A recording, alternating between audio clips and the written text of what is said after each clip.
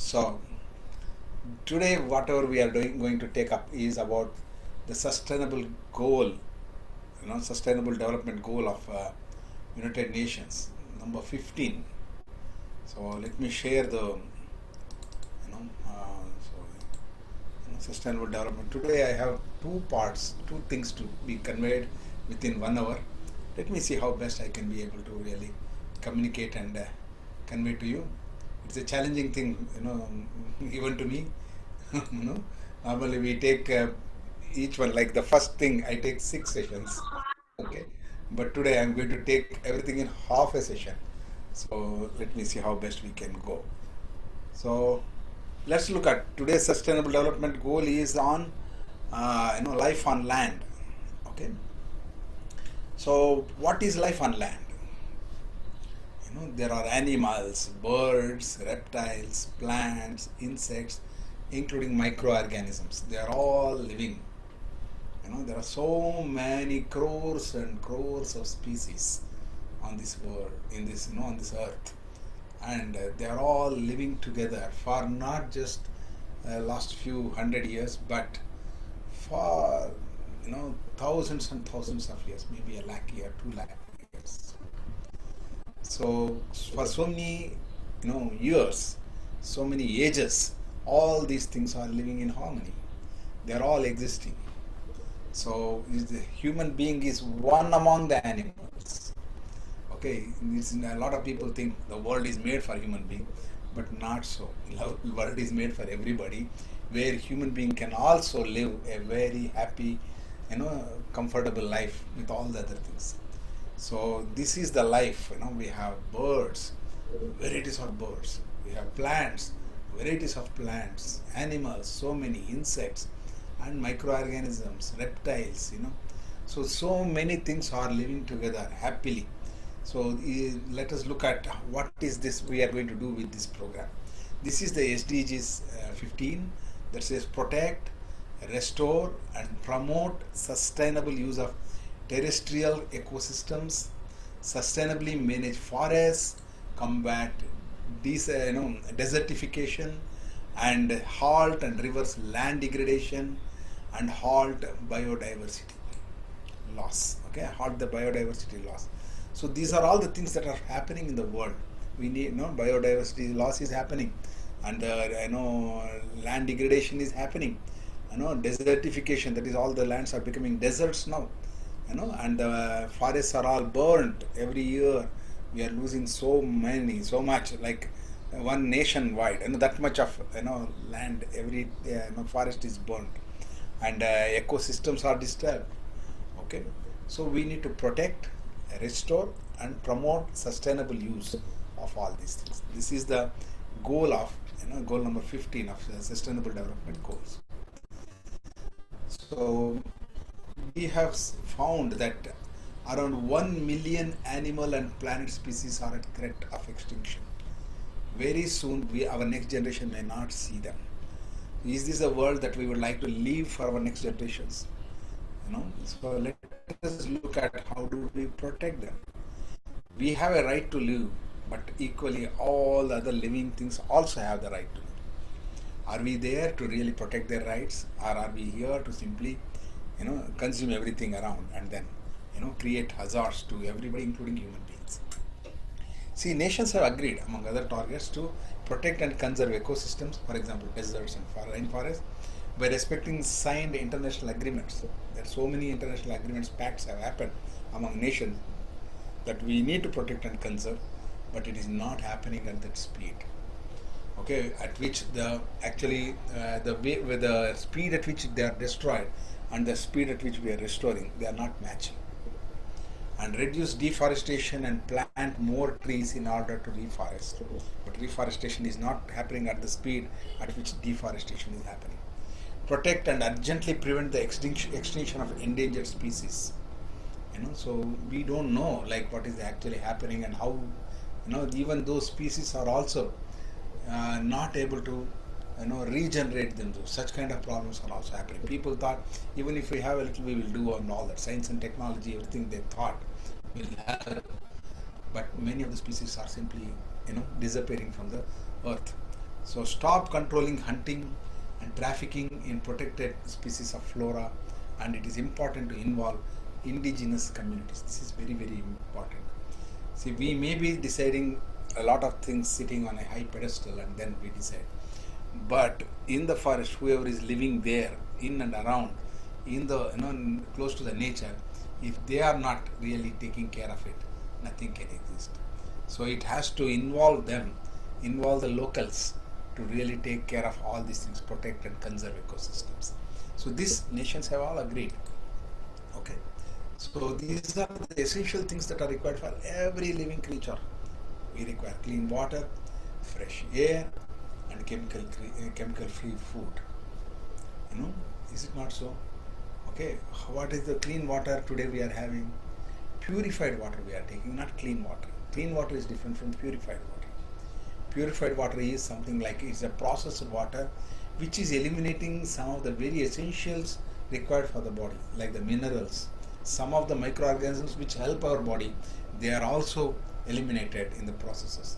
So we are depleted. Our water is not having those resources which are required for the human being, because we are using refined or reverse osmosis processes that we are adopting in making water pure. We require clean water. Okay, so this is very, very important.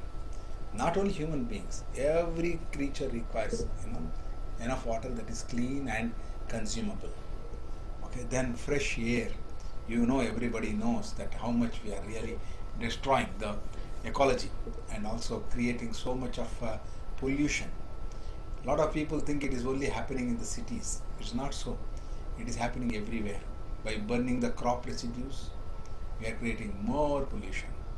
By leaving the lands barren, by using all modern technologies of cultivation, what is happening? The soil is all becoming harder and harder. It is not able to absorb the rainwater. So the water and the soil is becoming very hard. So what is happening is the sun rays hitting the soil is creating radiation. So the air is not just polluted alone. There is tremendous amount of radiation that is circulating in the atmosphere. That in turn are destroying the other species, everything. So this is another way that we are destroying the air and the atmosphere. Then the food that we are eating, everybody knows pretty well now that what we are eating is full of poisons. We are taking from the seed itself. This is all damaged. The seed itself is manufactured, means they are all manipulated. So they are all like genetically modified. Such kind of seeds. Then the processes adopted in agriculture, like using too much of fertilizers, pesticides, their residues are all there in the food. When we take it, they are causing cancer. It has been found out that even the mother's milk contains poisons. Toxins to an extent the child's health can be spoiled.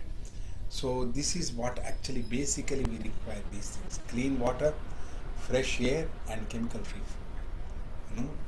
We need to be committed to this. This is what we need to bring to the awareness of children. So that from childhood itself, once they are becoming aware of that, they will know how to take care of the earth. So what we have done as human beings is we have done overconsumption, too much. We are just, if you have money, you buy everything. You think that over usage of these things are pleasure. No animal will hunt for pleasure. Every animal hunts for its food, but human being is hunting for pleasure, and wasting a lot of natural resources and dumping them, all the waste materials, and spoiling the soil. So this is all because of overconsumption. The second thing is overproduction. There is a big thing going on, like we are having scarcity of food, so we have to produce a lot of food. So in the process, we are all growing we are trying to grow them more by using chemical processes, genetical modifications, animals and all these poultries, everything. So much of production, and because of the production, marketing is done to consumption. So consumption and production are really going, competing with each other. That in the process is destroying. And more over and above, man has become so avaricious. He wants to hold everything. Man is trying to, human beings are trying to hold everything. That means we want more and more food stocks. Where there is one side of the world where they are all starving and dying, other side of the world is talking and not utilizing. So this is what actually human beings are doing, trying to do something for the good of human beings, but in the other way they are damaging the ecosystems. So we need to be more aware of what is happening with the ecosystems. Then that's how Children's Parliament, Inclusive Neighborhood Children's Parliament, has taken initiative, going to the in their own places. See, for example, like this is what actually solid waste management they have done, so that the waste is not simply wasted. They are able to reuse or reduce or recycle these processes, so that that is not a burden on the soil, on the atmosphere or ecosystem. So children have become very aware. They are able to segregate, water, the wet waste and the dry waste, and they are able to use it. This awareness is built there, and children have, wherever there is no, dustbins, where everything is thrown everywhere and it's difficult to collect. Children have, influenced, the society to establish dustbins and then collect and then procure it there and properly dispose it. So this is how children have taken initiative. You can see the pictures there, and above all, children have done tree plantation. So many, lakhs and lakhs of plants are put, and they have developed a culture. Like tomorrow is my son's birthday, so according to his age, that many plants we are planting. So this is one culture we have brought in our children's parliaments, so that on the day of their birthday, the child is planting so many plants. It is like normally every birthday is an indication that 1 year less your lifespan. But now adding plants to this to the atmosphere, it is actually enriching the world. 1 year plus for the world. Like this has been taken up. Then water, wherever there is no water resource, because of that, some plants and human beings, they are not getting enough drinking water and all that. Children have taken the initiative to have bore wells, and wherever water is required, they have done. So more than that, it's not just having a bore well, but how do you recharge the bore well? That's very important, because we are simply sucking the underground water, whatever is there. That's another way we are really utilizing all the resources of the world. But there are soak pits around the bore well, so that the rainwater is harvested, and that harvested water is charging back the bore well. So these systems are brought into picture, where so many organizations have come forward in support of this activity, and this is going on now. It is not just a bore well. When whoever digs a bore well, they should, along with that, they should also have a soak pit for the rainwater to be harvested and recharge the bore well. So like this, children have taken up a lot of activities. So this is what children have taken and agreed upon in the Children's Parliament. We do not waste water. Child-led campaigns against wastage of water. In a village, they have gone, seen water is all, from every house, everything is going somewhere. They have really channeled it properly. They took the help of the adults in the village and brought that thing to a place where water can be given to the plants. In a school, children have understood whatever the water they are taking from the borewell and wasting, that's all going waste. So what they are doing, they have done small channels to the plants. They have put plants there, and they are growing plants. So these are all like how to utilize the wastage of water for a good purpose. Then link with movements like Tarumitra. This is one of the movements children have linked with it to fight against the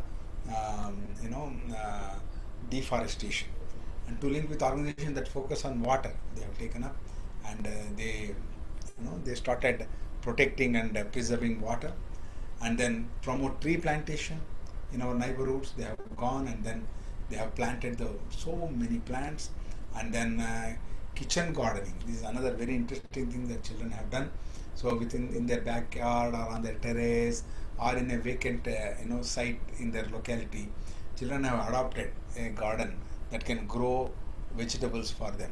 Okay, so they are able to share. In Pune, during this pandemic, the neighborhood, has decided to buy from one vendor all the vegetables, fruits, everything.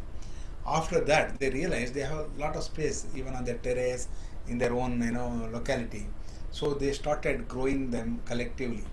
Today, they are growing all the vegetables required for their colony of 100 families. They are taking. Now the production has increased. They are able to supply to the nearby, localities. That's how it is becoming more and more abundant. Okay, this kitchen gardening and water harvesting methods, how to save the rainwater, and then and knowledgeable people on various alternative ways of purifying water. For example, they found out the seeds of drumstick can purify water very well. So if you put a few seeds of drumstick in your water that you are using, it will eliminate all those harmful germs. It will make the sediments come down, and then it provides good clean water to drink. Okay, this is how they have done. And then to conduct cultural programs on biodiversity and sustainable agriculture, so that people become more aware. When a presentation is made with a song, dance, and all that, people get involved, they appreciate, and there is some transformation in the society. So, what is the need for all the species, all the living things to live together? This awareness is built. Then, pesticide-free and chemical-free fertilizers, and natural farming is adopted. So today I'm going to present a little bit about zero budget natural farming, where the farmer need not spend anything from his pocket for agriculture. Okay, zero budget. That means he need not buy anything from outside, and everything that he can produce from his own village.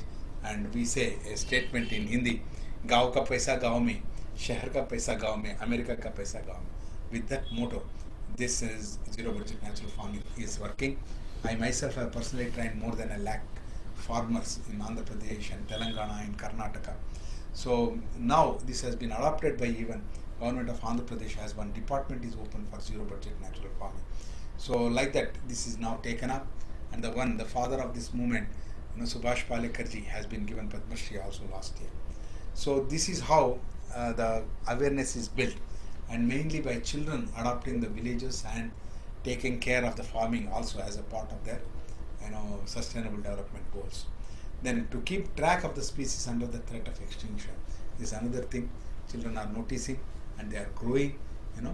Instead of buying some very expensive puppy, they are protecting the street dogs and taking care of them so well that those species are also protected. You may be knowing that India had more than 36 species of cows itself, which were actually taken from India to other countries, and today they are yielding the highest milk. But we are buying, Jerseys and Holsteins, thinking that they will give more milk. So today, if you look in the, anyway in the Google, highest milk yielding cow, you will see Brahmana cow. This cow is not, in India, but this is in US or in, other countries like Brazil Brahmana, US Brahmana. This is a crossbreed of 4 or 5 species of cows in India.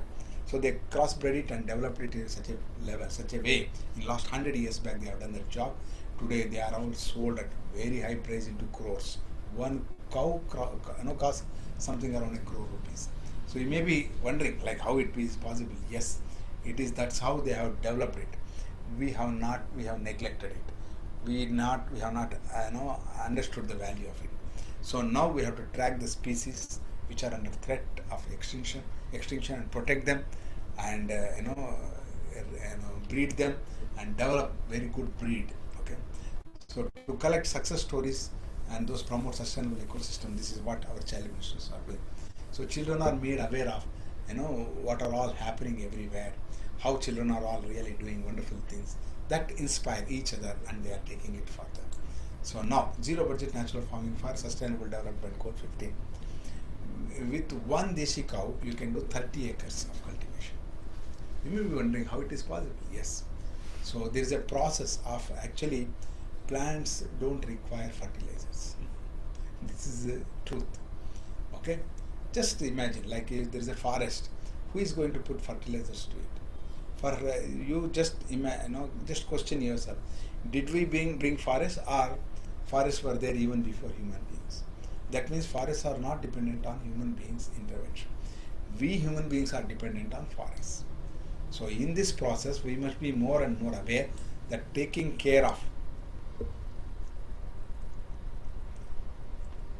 Are you not able to hear me clearly? Any problem? Hello?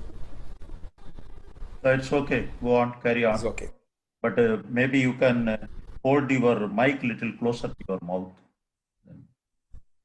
Is it audibility less or any breaking in the voice? No, no, Nothing no. like It's that. okay. Carry on. Less. Okay, thank you. So, okay, okay. Right, I think I'm audible now, better now. Right, thank you. Now, coming to the point of, zero budget natural farming, the farmer is just able to take care of one cow. What one cow, that is deshi cow, which doesn't require all these paraphernalia like you provide these, that, busa and all that.